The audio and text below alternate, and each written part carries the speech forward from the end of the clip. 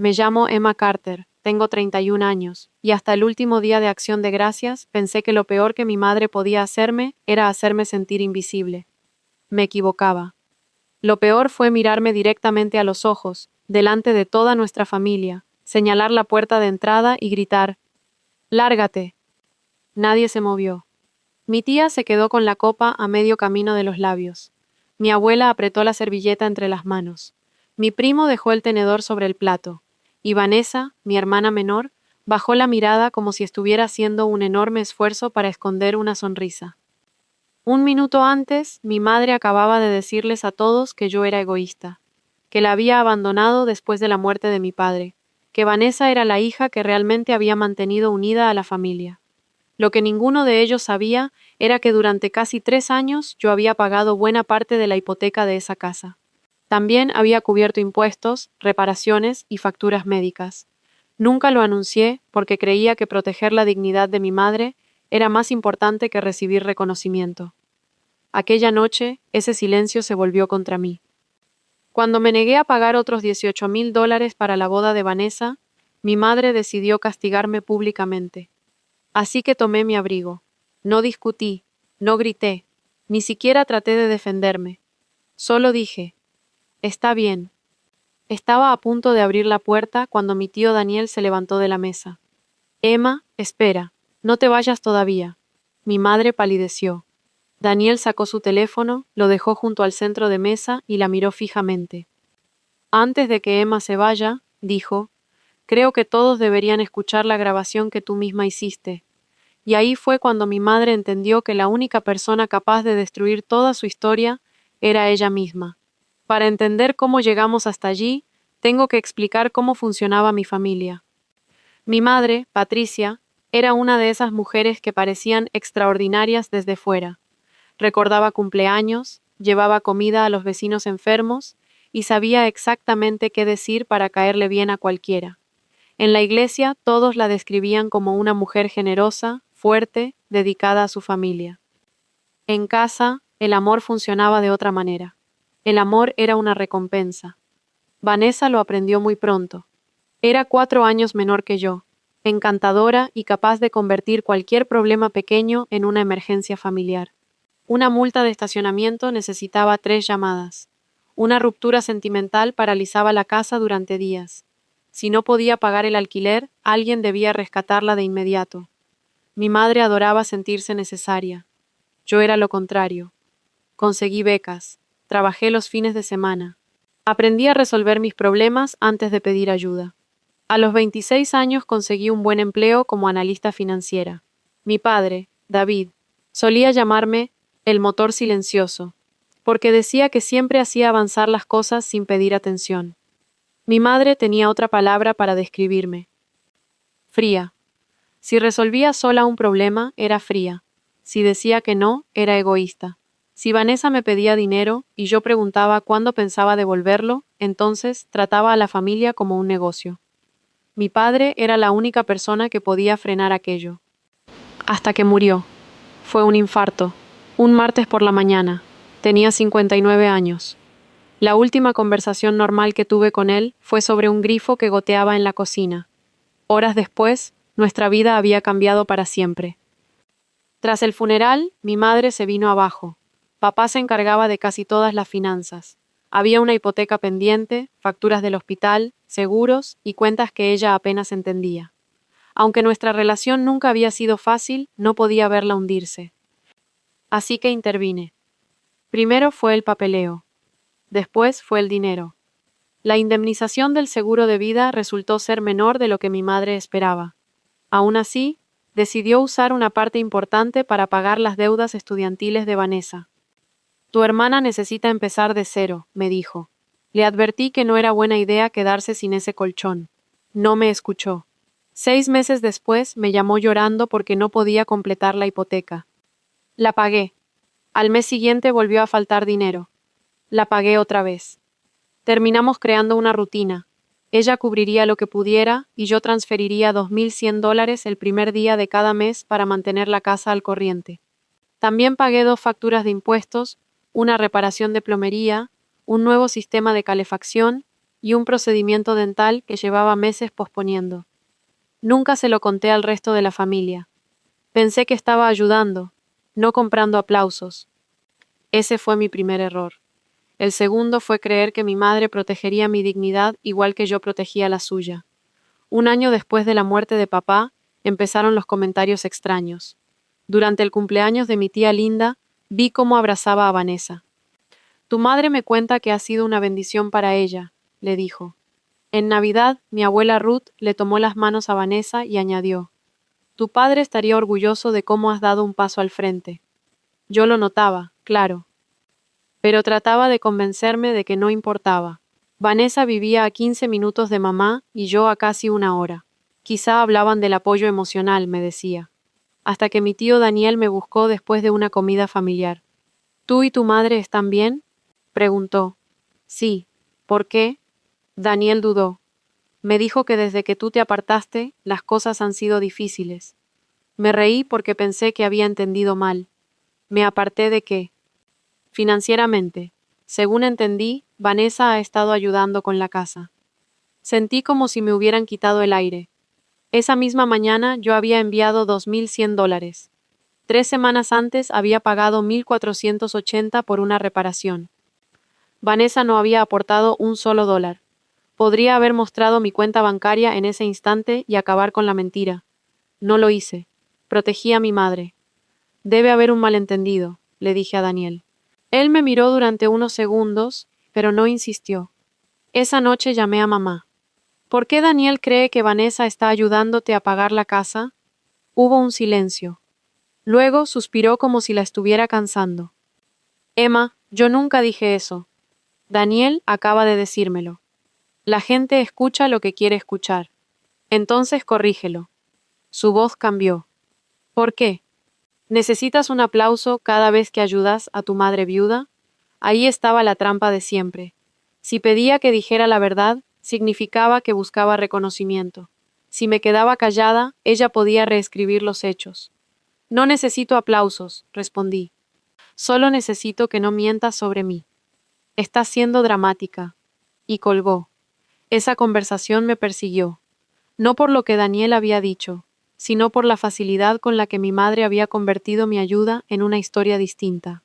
Empecé a recordar momentos que antes había ignorado, llamadas que terminaban cuando yo entraba en la habitación, silencios cuando algún familiar preguntaba por dinero, y la forma en que Vanessa sonreía cada vez que alguien la felicitaba por cuidar de mamá. Una tarde encontré un mensaje de mi padre. Me lo había enviado pocas semanas antes de morir. No dejes que ser la responsable te convierta en la solución automática de todos. Lo había leído, pero aquella noche tuvo otro significado. Por primera vez me pregunté qué ocurriría si simplemente dejaba de rescatar a todos. La respuesta me asustó, no porque pensara que mi madre perdería la casa de inmediato, sino porque sabía que en nuestra familia mi valor siempre había estado ligado a lo que podía soportar, arreglar o pagar sin protestar. Aún así, no estaba preparada para cortar la ayuda. Todavía quería creer que aquella mentira era solo una exageración que mamá corregiría cuando llegara el momento. No sabía que ella ya estaba preparando lo contrario. Por primera vez empecé a guardar todo. Extractos bancarios, transferencias, recibos, mensajes. No porque estuviera planeando una venganza, sino porque algo dentro de mí finalmente entendió que algún día necesitaría pruebas de mi propia realidad. Una semana antes de Acción de Gracias, llegó la primera señal de lo que mi madre estaba preparando. Me llamó cuando salía del trabajo. Vanessa encontró el lugar perfecto para su boda. ¡Qué bien! Es un poco más caro de lo que habían pensado. Esperé. Cuando mamá rodeaba una cifra sin decirla, tarde o temprano esa cifra terminaba llegando a mí. ¿Cuánto más caro? ¿Por qué todo tiene que convertirse en números contigo? Cambié de tema.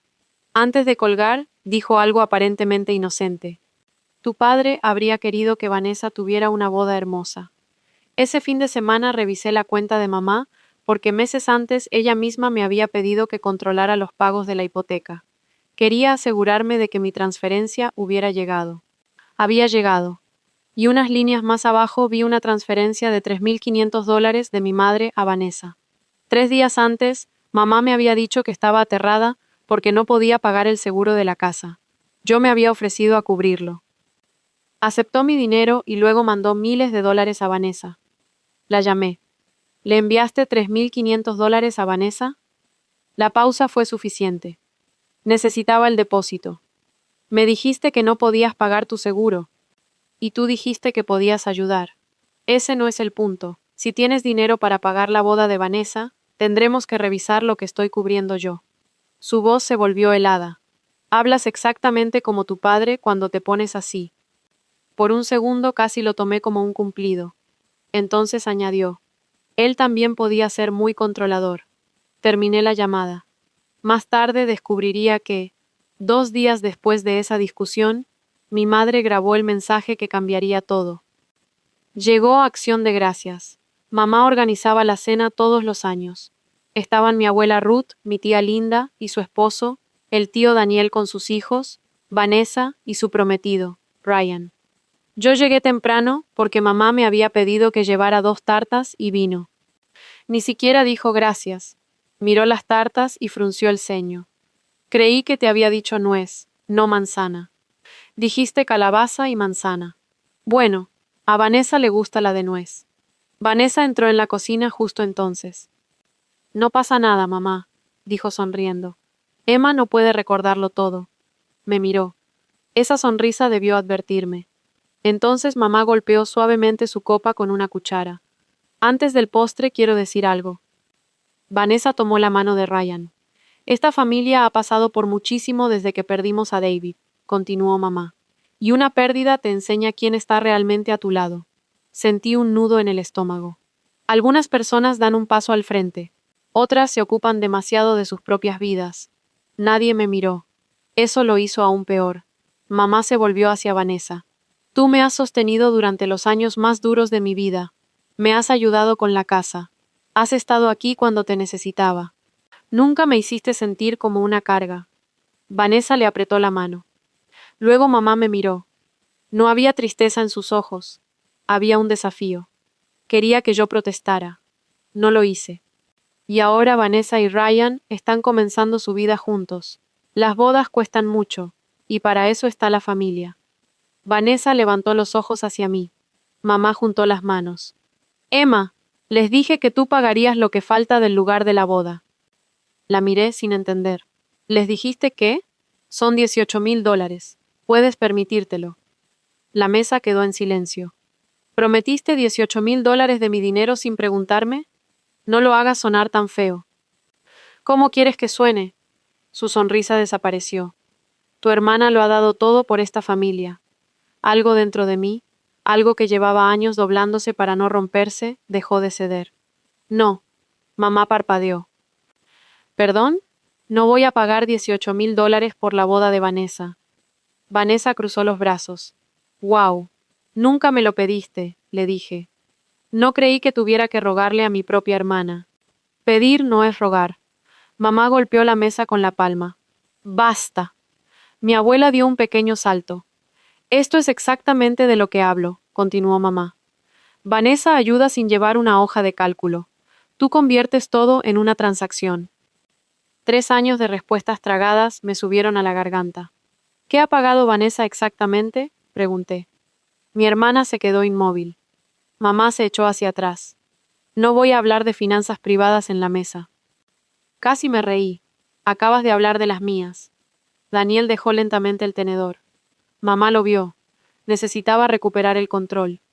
Emma siempre ha estado celosa de Vanessa, anunció, incluso de niñas. Y después de la muerte de su padre se volvió peor. Mamá, para. No, todos merecen saber la verdad. ¿Qué verdad? Sus ojos se endurecieron. Que me abandonaste cuando más te necesitaba. Sentí que el piso desaparecía bajo mis pies. ¿Te abandoné? Mandabas algo de dinero cuando te convenía y actuabas como si eso te convirtiera en una hija perfecta. Vanessa estaba aquí de verdad. La frase estaba cuidadosamente construida. Nadie sabía cuánto significaba algo de dinero. 34 pagos hipotecarios sonaban como si yo hubiera enviado compras del supermercado un par de veces. La miré fijamente. Díselo. Por primera vez vi inseguridad en su cara. ¿Decirles qué? Diles cuánto he pagado por esta casa desde que murió papá. Vanessa intervino. Dios mío, Emma, no todo gira alrededor del dinero. Entonces, ¿por qué me están pidiendo $18,000? Nadie respondió. Mi madre empujó la silla y se puso de pie. No permitiré que me humilles en mi propia casa. No te estoy humillando. Estoy pidiendo que digas la verdad. Su rostro cambió. Si has vivido con alguien que necesita controlar siempre la historia, conoces esa mirada. Es el instante en que estar en desacuerdo deja de ser una opinión y se convierte, para esa persona, en una traición. Señaló la puerta. Lárgate. La miré. ¿Qué? Su voz subió hasta romper el silencio. Lárgate. Ahí estaba yo, bajo las fotografías familiares, siendo expulsada de una casa que llevaba casi 3 años ayudando a pagar porque me había negado a financiar otra mentira. Miré alrededor de la mesa. Nadie me defendió. Quizá estaban en shock. Quizá no sabían qué creer. En ese momento ya no me importaba. Me levanté, doblé la servilleta y la dejé junto al plato. Está bien. Mamá pareció sorprendida. Creo que esperaba una pelea. Así funcionaba siempre nuestro ciclo. Ella presionaba, yo me defendía, ella lloraba, yo terminaba disculpándome por mi tono, y después pagaba la siguiente crisis. Aquella noche estaba cansada. Fui a la entrada y tomé mi abrigo. Detrás de mí escuché a Vanessa murmurar. Increíble. Metí un brazo en la manga. Entonces Daniel habló. Emma, espera. Me di la vuelta. Él estaba de pie. La expresión de mamá cambió de inmediato. Ya no era enojo. Era miedo. Daniel sacó el teléfono del bolsillo. Patricia, ¿estás segura de que quieres que se vaya antes de aclarar esto? No hay nada que aclarar. Creo que sí. Vanessa miró a mamá. Mamá miró a Vanessa. Duró menos de un segundo, pero todos lo vimos. Daniel dejó el teléfono sobre la mesa. Hace 2 noches Patricia me envió una nota de voz. Mamá lo interrumpió. Eso era privado. Daniel asintió. Y aparentemente estaba destinada a Vanessa. El color desapareció del rostro de mi madre. Daniel, no lo hagas. La borraste del chat unos segundos después, dijo él. Pero yo estaba conduciendo y mi teléfono la reprodujo automáticamente en el auto. La guardé porque no podía creer lo que estaba escuchando. Entonces entendí lo ocurrido. Mamá y Daniel habían estado coordinando quién recogería a la abuela para la cena. Mi madre abrió la conversación equivocada y envió a Daniel una nota de voz que pensaba mandar a Vanessa. Daniel presionó reproducir. La voz de mi madre llenó el comedor. Sonaba relajada, incluso divertida. Vanessa, deja de preocuparte. Emma lo pagará. Siempre termina pagando. Nadie respiraba. La grabación siguió. Si dice que no durante la cena, recordaré delante de todos lo poco que ha estado aquí desde que murió tu padre. Ellos ya creen que tú eres quien me ayuda con la casa, así que Emma no querrá parecer egoísta delante de la abuela. Sentí los dedos cerrarse alrededor de mi abrigo. Vanessa susurró. Mamá. Pero la voz siguió. Sí, sé que Emma ha pagado casi toda la hipoteca durante 3 años. También pagó la calefacción. Pero nadie necesita una lista. Esta es tu boda. Tu hermana puede hacer algo útil por una vez sin convertirlo en una discusión. Después se escuchó una pequeña risa. La risa de mi madre. Y entonces llegó la frase que todavía recuerdo palabra por palabra. Mientras Emma crea que la necesito, seguirá pagando. Se enfada, sí, pero nunca se va de verdad. Daniel detuvo el audio. Silencio. No un silencio normal. Era el tipo de silencio en el que una habitación entera está reconstruyendo todo lo que creía saber sobre una persona. Mi madre miró el teléfono como si fuera un arma.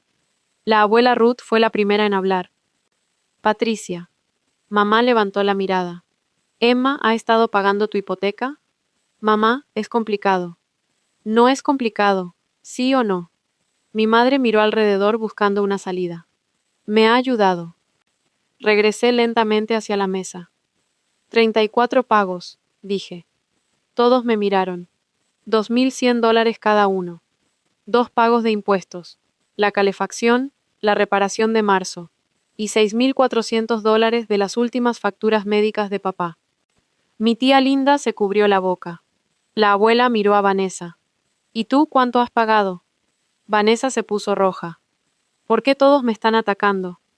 Te hice una pregunta. Ayudo a mamá de otras maneras. Entonces no pagas la casa. Vanessa miró a mi madre. Aquella mirada respondió por ella. Ryan soltó lentamente su mano. Me dijiste que pagabas la mitad de la hipoteca, dijo. Vanessa se giró hacia él. Esto no tiene nada que ver con nosotros. Me dijiste que por eso no tenías ahorros para la boda. Eso era una parte de la mentira que ni siquiera yo conocía. Vanessa se levantó tan rápido que la silla arañó el suelo. No puedo creer que me estén haciendo esto en acción de gracias. Incluso con la verdad saliendo de un teléfono, todavía intentaba ocupar el lugar de la víctima. Mamá por fin encontró otra cosa a la que aferrarse. Daniel no tenía derecho a reproducir un mensaje privado. Mi tío la miró con dureza. Estabas a punto de dejar que tu hija saliera de esta casa creyendo que todos pensábamos que te había abandonado. Esta es mi casa, gritó mamá. Y entonces mi abuela dijo algo que nadie esperaba. Entonces quizá deberías empezar a pagarla tú. Mamá se quedó muda. Ojalá pudiera decir que sentí satisfacción. No fue así. Me sentí vacía. Lo peor de aquella grabación no fue descubrir que mi madre mentía, eso ya lo sabía. Lo peor fue escuchar con qué precisión me había estudiado. Sabía que odiaba los conflictos públicos. Sabía que protegía su reputación. Sabía que la culpa funcionaba conmigo. Sabía que prefería perder dinero antes que permitir que mi familia pensara que era cruel. Había convertido cada una de mis buenas intenciones en una herramienta para controlarme. La miré. Tenías razón en una cosa. Entrecerró los ojos. ¿En qué? Siempre me enfado y nunca me voy de verdad. Me puse el abrigo. Eso cambia hoy. Su rostro se suavizó en un instante. Emma, cariño, no seas ridícula. Todos estamos alterados. 10 segundos antes yo era egoísta. Ahora volví a ser cariño. Me dijiste que me fuera. No quise decir para siempre. Yo tampoco. Pareció confundida. Me voy de esta casa, y la hipoteca se queda contigo. Su cara se congeló. Emma, el pago de la próxima semana será el último. Después tendrás que reorganizar tus gastos. No puedes hacerme esto. Ahí apareció el verdadero pánico. No porque su hija se estuviera marchando, porque la transferencia automática se marchaba conmigo. No te estoy haciendo nada, dije. Estoy dejando de hacer algo por ti. Empezó a llorar. Durante años, sus lágrimas habían sido suficientes para borrar lo ocurrido justo antes. Esta vez no. La abuela Ruth estiró el brazo y tomó mi mano. Lo siento, Emma. Eso casi me rompió. Tú no lo sabías. Debí preguntar. Daniel me acompañó hasta el auto. Antes de que subiera, me preguntó, ¿por qué nunca nos lo dijiste? Miré hacia la ventana de la casa. Las sombras de mi familia se movían detrás de las cortinas. Porque cada vez que pensaba contar la verdad sentía que estaba humillando a mi madre. Daniela sintió. Y ella contaba con eso. Tenía razón. A la mañana siguiente tenía 11 llamadas perdidas. Después llegaron los mensajes. Tenemos que hablar cuando te calmes. Luego, Daniel no tenía derecho a meterse. Después, sigo siendo tu madre. Y finalmente, ¿de verdad vas a arriesgarte a que pierda la casa de tu padre por una estúpida nota de voz? Ni una vez escribió, siento haber mentido sobre ti. Ni una sola vez, siento haberte utilizado. Por primera vez respondí de una forma distinta. Le escribí. El último pago ya está programado. Después no contribuiré más con la casa. Haz los ajustes que necesites. No hablaré de esto hasta que puedas reconocer lo que pasó, sin culpar a Daniel, a Vanessa ni a mí. Después silencié su número. Las consecuencias llegaron rápido. Mi tía Linda me llamó para disculparse. Mamá llevaba años insinuando que Vanessa se ocupaba de las cosas económicas del día a día, y que yo enviaba dinero de vez en cuando por culpa. Mi abuela estaba furiosa. No gritaba. Era peor. Hablaba poco y recordaba todo. Cambió sus planes de Navidad y me invitó a quedarme con ella. Ryan pospuso la boda. La grabación no solo había revelado lo que mamá me hizo a mí, también obligó a Ryan a hacer preguntas sobre las finanzas de Vanessa. Varias respuestas no coincidían con lo que ella le había contado. Me mantuve al margen. Por primera vez, una crisis de Vanessa no se convirtió en mi responsabilidad. Mamá tuvo que reorganizar sus gastos, refinanciar una parte de la deuda y alquilar el pequeño apartamento que había detrás de la casa. No perdió el hogar. Me alegré por eso, aunque nunca se lo dije. No quería verla en la calle. Simplemente dejé de confundir mantenerla cómoda con amarla. 3 meses después de Acción de Gracias, recibí una carta escrita a mano. Era de mi madre. La primera página estaba llena de excusas. Decía que seguía de duelo, que se había sentido abandonada, que Vanessa necesitaba más ayuda y que Daniel había violado su privacidad. Estuve a punto de dejar de leer, pero en la segunda página aparecieron 4 frases diferentes. Admitía que yo había pagado mucho más de lo que la familia sabía. Admitía que permitió que todos felicitaran a Vanessa por sacrificios que en realidad había hecho yo. Admitía que utilizó mi miedo a parecer egoísta para presionarme por dinero. Y escribió que nada de aquello había sido justo. No era la disculpa perfecta que alguna vez imaginé, pero era la primera vez que mi madre dejaba una verdad por escrito, una verdad que después no podía fingir que nunca había dicho. No corrí de vuelta a sus brazos. Perdonar a alguien y devolverle acceso a tu vida no son la misma cosa. Ahora hablamos de vez en cuando. Llamadas cortas, temas neutrales, hay límites que no le gustan y consecuencias que ya no puede negociar. Con Vanessa casi no hablo. Y, extrañamente, estoy bien con eso. Durante años pensé que ser la hija responsable significaba no permitir que nadie se cayera. Ahora entiendo algo que me habría gustado comprender cuando papá todavía estaba vivo. Puedes amar a alguien sin financiar sus decisiones. Puedes ayudar sin renunciar a tu derecho a que te traten con honestidad. Y si para mantener la paz tienes que guardar silencio mientras alguien destruye tu reputación, eso no es paz. Es permiso. A veces todavía pienso en aquella mesa, las velas, los platos a medio terminar, mi abrigo colgando de un brazo, mi madre señalando la puerta como si hubiera ganado. Durante años, escuchar Lárgate me habría aterrorizado. Habría sonado como rechazo, como la confirmación de que yo era la hija difícil, la fría, la que nunca hacía suficiente. Aquella noche significó otra cosa. Fue permiso para dejar de explicarme. Permiso para dejar de pagar.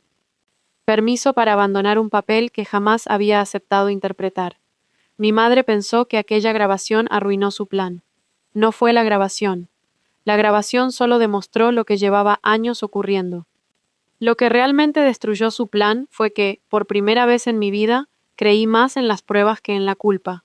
Y cuando mi madre gritó, «Lárgate», delante de toda mi familia, por fin lo hice. Solo que nunca volví a ser la hija a la que podía utilizar.